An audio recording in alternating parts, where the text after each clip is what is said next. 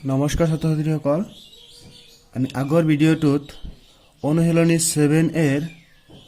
2 নং প্ৰশ্নলৈকে আলোচনা কৰিছিলোঁ। আমি আজিৰ ভিডিঅ'টোত কুৱেশ্যন নম্বৰ 3, 4, 5 আৰু 6 আলোচনা কৰিম। প্ৰথমতে আমি 3ৰ 1 সমাধান কৰিবলৈ চেষ্টা কৰোঁ। 3ৰ 1ত আমাক কুৱেশ্যনটো দিছে, যদি A অনুপাত B সমান 4:7 আৰু B অনুপাত সমান 3:2 তেন্তে A অনুপাত C উলিয়াব লাগে। এতিয়া চোৱা, আমাক দিয়া কি দিয়া আছে? দিয়া আছে A অনুপাত B সমান 4:7, তাৰপিছত B অনুপাত C দিয়া আছে কিমান? 3:2। এতিয়া ইয়াৰ পৰা আমাৰ কি বাহিৰ কৰিব লাগে? A অনুপাত C। চোৱা ছাত্ৰ-ছাত্ৰীসকল, যদি আমি ইয়াতে A অনুপাত B মানে কি A/B, এইটোৰ লগত আমি যদি B অনুপাত C মানে B/C পূৰণ কৰোঁ, তেনেহ'লে চোৱা ইয়াৰ পৰা কি B কেঞ্চেল যাব, হয় নহয়? তেনেহ'লে কি ওলাব আমাৰ A আৰু C। তেনেহ'লে আমি ইয়াতে কৰিব পাৰোঁ, এতিয়া ইয়াতে কি লিখিব পাৰিম? 4/7 A/B ৰ মান 4/7 ইনটু B/C ৰ মান 3/2। তেনেহ'লে ইয়াতে কি B কেঞ্চেল যাব, তাৰপিছত এইফালে 2ৰে 4ক 2 বাৰ, তেনেহ'লে আৰু কি কাটাকাটি নাযায়। তেনেহ'লে এইফালে কি থাকিব? A/C ইকুৱেল, ইয়াতে কি 2 পূৰণ 3, তেনেহ'লে ওপৰত থাকিল 6, তলত থাকিল 7। ইয়াতে A/C মানে কি? A অনুপাত C ইকুৱেল 6:7। তেনেহ'লে 1 নম্বৰটোৰ সমাধান আমি কৰিলোঁ। এতিয়া আমি 3ৰ 2 সমাধান কৰিবলৈ চেষ্টা কৰিম।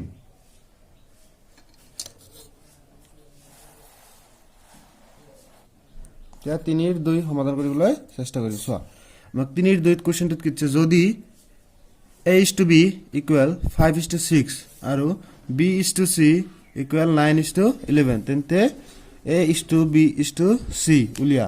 মানে A অনুপাত B ৰ মান দিয়া আছে 5:6 আৰু B অনুপাত C ৰ মান দিয়া আছে 9:11। তেন্তে আমাৰ A অনুপাত B অনুপাত C উলিয়াব লাগে। একেবাৰে সহজ। চোৱা, প্ৰথমতে আমাক দিয়া কি আছে লিখি লোৱা। কি বস্তু দিয়া আছে? A অনুপাত B দিয়া আছে 5:6, তাৰপিছত B অনুপাত C দিয়া আছে 9:11। তেনেহ'লে চোৱা, আগৰ দৰে কৰোঁ, তেনেহ'লে কি B কেঞ্চেল কৰিলে আমাৰ A অনুপাত C ওলাব। আমাৰ A অনুপাত C নালাগে, আমাৰ কি লাগিব? Aও লাগিব, Bও লাগিব, Cও লাগিব। তেনেহ'লে আমি কি অলপ বেলেগ কৰিব লাগিব। চোৱা, ইয়াতে আমাৰ এইটো অনুপাতত A অনুপাত B ৰ মান দিয়া আছে 5:6, মানে ইয়াতে B ৰ মান আছে 6। আকৌ এইটোত চাবা B অনুপাত C, ইয়াতে B ৰ মান 9 আৰু C ৰ মান হৈছে 11। তেনেহ'লে ইয়াতে B ৰ মান হৈছে 9, ইয়াতে হৈছে 6। তেনেহ'লে B ৰ মান ইয়াতে কেইবাৰ দুটা বেলেগ আছে, এটাত আছে 6, এটাত আছে 9। তেনেহ'লে 6 আৰু 9ৰ লসাগু উলিয়াব লাগিব। চোৱা, ইয়াতে লিখিবা যে যিহেতু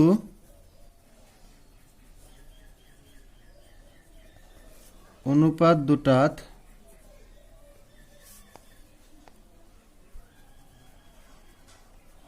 B ৰ মান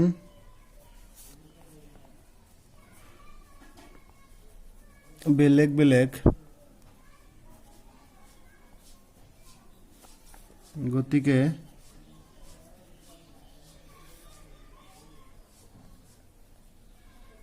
লসাগু উলিয়াই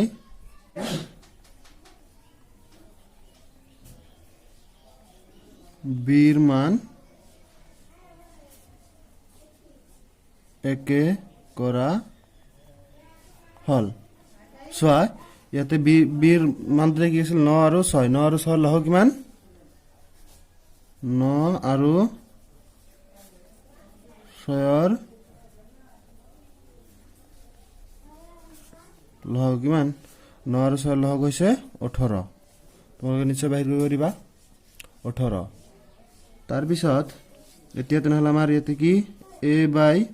b ৰ মান বহাম কিমান 5/6 আৰু আমাৰ কি b বাই c ৰ মান কিমান আছিল 9/11 এতিয়া চোৱা 5/6 ৰ লগত কি পূৰণ কৰি আমি এই কি কয় b ৰ লগত আমি কি পূৰণ কৰি 18 বনাব পাৰিম তেনেহ'লে 3 তলত যে 3 পূৰণ দিছো ওপৰত কি দিব লাগিব 3 তেনেহ'লে ওপৰত হ'ব 15 তলত হ'ব 18 আকৌ ইয়াতে কি আমাৰ b ৰ মান 18 বনাব লাগে তেনেহ'লে 9 লগত কি পূৰণ কৰিম 2 তলত 2 তেনেহ'লে 9 দুগুণ 18 আৰু 11 দুগুণ 22 তেনেহ'লে এতিয়া আমাৰ চোৱা ইয়াতে a ৰ মান আহিছে 15 b ৰ মান 18 b ৰ মান 18 তেনেহ'লে b ৰ মান দুটা মিলিছে c ৰ মান 22 তেনেহ'লে এতেকে a অনুপাত b অনুপাত c হন কিমান ল'ব a ৰ মান কিমান আছিল 15 b ৰ মান 18 আৰু c ৰ মান 22 এইটো হৈছে আমাৰ নিৰ্ণয় সমাধান এতিয়া আমি 4 ৰ এক সমাধান কৰিবলৈ চেষ্টা কৰিম 4 ৰ এক প্ৰশ্নটোত দিছে যদি দুটা ৰাশিৰ অনুপাত 4:7 প্ৰথমটো ৰাশি 16 হলে দ্বিতীয়টো ৰাশি কিমান চোৱা ইয়াত আমাক দিয়া আছে কি কি লিখিলা প্ৰথমতে আমাক দিয়া আছে given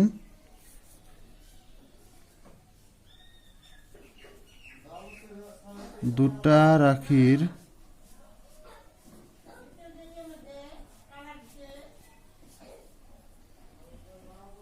অনুপাত 4:7 দিয়া আছে তাৰপিছত আৰু কি দিছে প্ৰথমটো ৰাশি দিয়া আছে 16 তেনেহ'লে ইয়াতে লিখিম প্ৰথমটো ৰাশি 16 আমাৰ দ্বিতীয়টো ৰাশি কি উলিয়াব লাগে তেনেহ'লে লেট ধৰা হল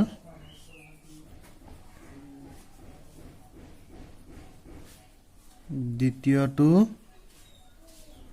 ৰাশি x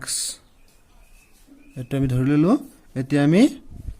প্ৰশ্নমতে বা অ্যাকৰ্ডিং টু কোৱেশ্চন আমাক কিছিল দুটা ৰাশিৰ অনুপাত দিয়া আছিল তেনেহ'লে আমি এটা লিখিম দুটা ৰাশিৰ অনুপাত 4:7 সো ইয়াতে কি দিছে দুটা ৰাশিৰ অনুপাত তেনেহ'লে ইয়াতে সো আমাৰ দুটা ৰাশি আছে প্ৰথমটো ৰাশি আৰু দ্বিতীয়টো ৰাশি তেনেহ'লে আমি এটা এনেদৰে লিখিব পাৰিম প্ৰথমটো ৰাশি অনুপাত দ্বিতীয়টো ৰাশি সমান 4:7 এনেদৰে লিখিব পাৰিম যেহেতু ইয়াতে দুটা ৰাশিৰ অনুপাত লিখা আছে তেনেহ'লে আমি কি প্ৰথমটো ৰাশি অনুপাত দ্বিতীয়টো ৰাশি লিখিব পাৰিম হয় নহয় আৰু এটো কি আগৰ পৰা এনেদৰে আছিল তেনেহ'লে প্ৰথমটো ৰাশি আমাৰ কিমান আছিল 16 তেনেহ'লে আমি লিখিম 16 অনুপাত আৰু দ্বিতীয়টো ৰাশি আমি কিমান ধৰিছিলো x equal to 4:7 তাহলে এটা আমি লিখি পারিম 16/x equal to 4/7 লিখি পারিম হয় নহয় তাহলে এটা সোয়া আমি এত কি করি পারো বজ্র পূরণ করি পারো এইটোৰ লগত এইটো পূৰণ এইটোৰ লগত এইটো পূৰণ বজ্ৰ পূৰণ কৰি পাৰো সোয়া আমি এতে সমাধান কৰিলো তাহলে যদি আমি 16 ৰ লগত 7 পূৰণ কৰো আৰু x ৰ লগত 4 পূৰণ কৰো তাহলে প্ৰথমতে আমি x ৰ লগত 4 পূৰণ সমান 16 ৰ লগত 7 পূৰণ তেনেহলে ইয়াতে 4 টো কি হৈছে পূৰণ হৈছে ফলগল কি হ'ব হৰণ হ'ব তেনেহলে ইয়াতে লিখিলো x ওপৰত থাকিল 16 পূৰণ 7 তোমালোকে 16 পূৰণ 7 কৰি লব পাৰা কৰিলে গণিতটো ডাঙৰ হ'ব কৰি কোনো লাভ নাই তেনেহলে তলত লিখিলো 4 এতিয়া আমি এই 4 ৰে 16 কাটিব পাৰো 4 বাৰ আৰু ইয়াতে আমাৰ ওপৰত কি হৈছে তেনেহলে এতিয়া আমাৰ x ৰ মান কিমান ল'ব চোৱা 4 পূৰণ 7 কিমান 4 7 গুণ 28 তেনেহলে আমি x কি ধৰিছিলো দ্বিতীয়টো ৰাখি এতেকে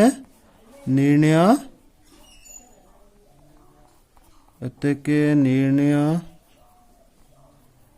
দ্বিতীয় ৰাশি 28 আমি 4 2 সমাধান কৰিবলৈ চেষ্টা কৰিম 4 2 তোমাক কিছে চোৱা a is to b equal 11 is to 20 যদি b equal 80 হয় তেন্তে এর মান কিমান আমার উলিয়াব লাগে চোৱা ইয়াতে আমার কি b এর মান ইয়াতে যেটা আমার b আছে a অনুপাত b ইয়াতে b এর মান দিয়া আছে আমার 80 কিন্তু এর মানটো আমার দিয়া নাই এর মানটো আমার কি উলিয়াব লাগিব একেবারে সহজ চোৱা দিয়া আছে কি দেখিলো প্ৰথমতে দিয়া আছে বা গিভেন b equal 80 আৰ এৰ মান বাহিৰ কৰিব লাগে হয় না হয় তেনেহলে চোৱা আমাক প্রশ্ন মতে দিয়া আছে কি a অনুপাত b সমান 11 অনুপাত 20 তার মানে a by b equal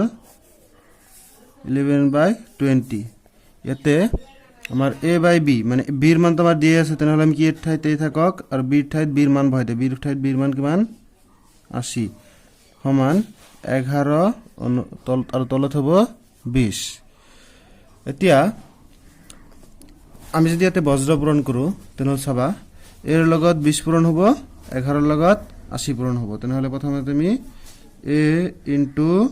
20 আর এফালে 11 into 80 এটা তুমি যদি এফালে পূরণ করিব বিচাৰা তেনে পূৰণ কৰিব পাৰা কিন্তু পূৰণ কৰিলে আৰু ডাঙৰ হ'ব পূৰণ কৰি কোনো লাভ নাই চাবা এতে 20 কি হৈছে পূৰণ হৈছে এফালে গল কি হ'ব হৰণ হ'ব তেনহলে 11 into 80 তলত হৈছে 20 0 0 ক্যান্সেল 2 এর 8 4 বার তেনহলে আমার যেটো এর মান কিমান ওলাব 11 পূরণ 4 মানে 44 এতে কি আমার কি এর পরে কি আমার এর মানটো নির্ণয় করা হল এর মান ওলাইছে কিমান 44 আমি 5 নং প্রশ্নটো সমাধান কৰিম 5 নং প্ৰশ্নটো দিছে শিখৰ আৰু ৰাজেনৰ মাজত 2800 টকা 3:4 অনুপাতত ভগোৱা শিখৰ আৰু ৰাজেনৰ মাজত 2800 টকা 3:4 অনুপাতত ভগাব লাগে ভগোৱাৰ পিছত কাৰ ভাগত কিমান টকা পৰিব হেটো আমাৰ নিৰ্ণয় কৰিব লাগে চোৱা ভগাব লাগে তেনেহলে শিখৰৰ কাৰণে যেটো অনুপাত হ'ব হেটো হৈছে 3 আৰু ৰাজেনৰ কাৰণে যেটো হ'ব হেটো হৈছে 4 তেনেহলে আমাৰ কি ইয়াৰ পৰা আমাৰ যেটো এই দুজনৰ মাজত কিমান টকা পৰিব হেটো এই 3 অনুপাত 4 ৰ পৰা নিৰ্ণয় কৰিব লাগিব চোৱা প্ৰথমে তো আমি ধৰি লও ধৰা হল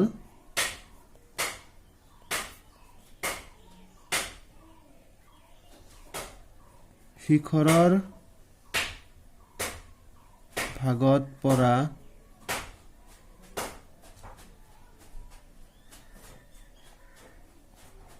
টকাৰ পৰিমাণ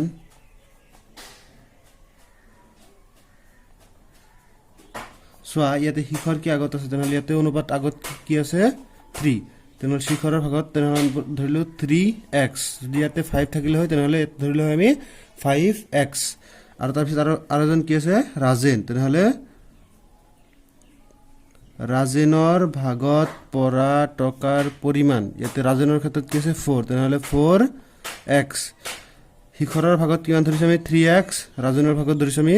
4x তেনেহলে আমাৰ যেটো প্ৰশ্ন মতে according to question প্রশ্ন মতে কৈছে দুজন মিলি কিমান টাকা আছে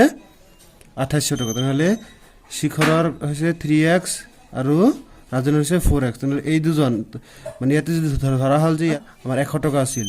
ইয়াৰ ভাগত যদি ধৰা হল 20 টাকা ইয়াৰ ভাগত 80 টাকা তাহলে দুজন মিলি কিমান হ'ব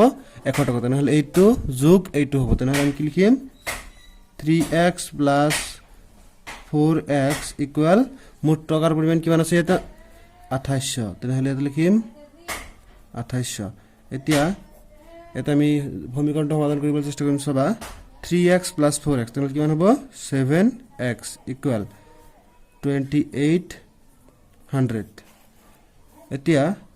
এফালে হাতটো কি আছে পূৰণ হৈছে বলগল কি হ'ব হৰণ হ'ব তাহলে x ইকুয়াল টু ওপৰত হল 2800 তলত হল হাত এতিয়া হাতেৰে মেটো কাটিম হাতেৰে হাত 4 গুণ 28 তাহলে 4 আৰু পিছত দুটা শূন্য আছে শূন্য বহাই দিল তাহলে x ইকুয়াল টু কিমান আহিল আমাৰ 4 হ তেনেহলে চোৱা আমি যদি এতিয়া এই শিখৰৰ ভাগত পৰা টকাৰ পৰিমাণত যদি x ৰ ভ্যালু বহাই দিও আৰু ৰাজনৰ ভাগত পৰা টকাৰ পৰিমাণ যদি x ৰ ভ্যালু বহাই দিওঁ তেনেহলে মুঠ টকাৰ পৰিমাণটো বাহিৰ হৈ যাব তেনেহলে এতেকে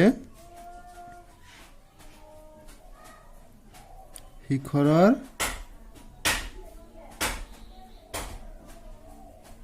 ভাগত পৰা টকাৰ পৰিমাণ সমান সমান কি আছিল 3x তেনেহলে 3 পূৰণ x ৰ ভ্যালু কিমান 400 তেনেহলে 3 ৰ লগত 400 পূৰণ কৰিলে কিমান লাভ 1200 টকা ওলাল তাৰপিছত আকৌ কি আছিল ৰাজেনৰ ভাগত পৰা টকাৰ পৰিমাণ কি ধৰিছিল আমি 4x তাহলে 4 * 400 তাহলে এত 4 * 400 তাহলে 4 4 গুণ 16 আর দুটা শূন্য তাহলে 1600 টাকা তাহলে শিখৰৰ ভাগত পৰিলে হয় 1200 টাকা ৰাজেনৰ ভাগত পৰিলে হয় 1600 টাকা তাহলে চোৱা আমি এতে 1200 লগত 1600 যোগ কৰো কিমান লব 0 0 4 2 আর 6 8 আর 1 1 2 তাহলে 2800 টাকা তাহলে আমার কি গণিতটো কি সমাধান হল এতিয়া আমি 6 নং প্ৰশ্নটো সমাধান কৰিম 6 নং প্ৰশ্নটো আমাক খুদিছে দুটা সংখ্যাৰ অনুপাত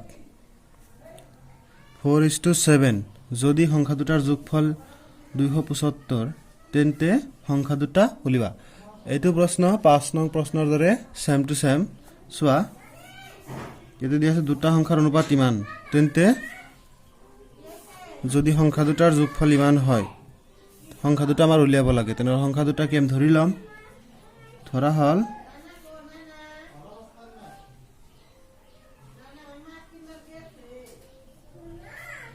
সংখ্যা দুটা ক্ৰমে ইয়াতে সোৱা দুটা সংখ্যাৰ অনুপাত কিমান দিছিল 4:7 তেনে আগতে যেনেকৈ ধৰিছিল সেম টু সেম ধৰিম তেনে এটা ধৰিম 4x আৰু আনটো ধৰিম কিমান 7x ধৰিলো এতে আমাক প্ৰশ্নমতে কি দিছিল সংখ্যা দুটাৰ যোগফল তেনেহলে এইটো হৈছে প্ৰথমটো সংখ্যা এইটো হৈছে দ্বিতীয়টো সংখ্যা তেনেহলে কি লিখিম 4x + 7x সংখ্যা দুটাৰ যেহেতু যোগফল বুলি কৈছিল তেনেহলে কি যোগফল যোগ কৰিলো যোগ কৰি কিমান পাম 275 বহালো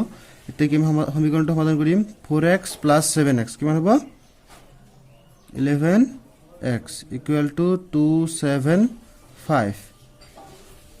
এতিয়া ইয়াতে কি 11 কি হৈছে পূৰণ হৈছে বলগল কি হ'ব হৰণ হ'ব তেনেহলে x = 275 / 11 এতিয়া 11 ৰে 175ক 25 বাৰ যায় তেনেহলে আমাৰ x ৰ মান কিমান ওলাল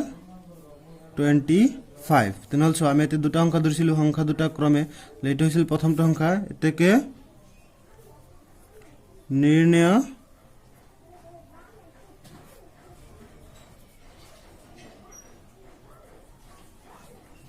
প্ৰথমটো সংখ্যা কি দিছিল 4x তেনেহলে 4 * x ৰ মান কিমান আছিল 25 তেনেহলে 4 * 25 কিমান হ'ব 100 ঠিক তেনেদৰে দ্বিতীয়টো সংখ্যা কিমান ধৰিছিল আমি 7x তেনেহলে 7 * 25 কিমান হ'ব 7 5 গুণ 35 ৰ 5 হাতত থাকিল 3 7 2 গুণ 14 আৰু 3 হৈছে 17 তেনেহলে 175 তেনেহলে এটা সংখ্যা হৈছে 100 আনটো সংখ্যা হৈছে 175 এইটো হৈছে নিৰ্ণয় সমাধান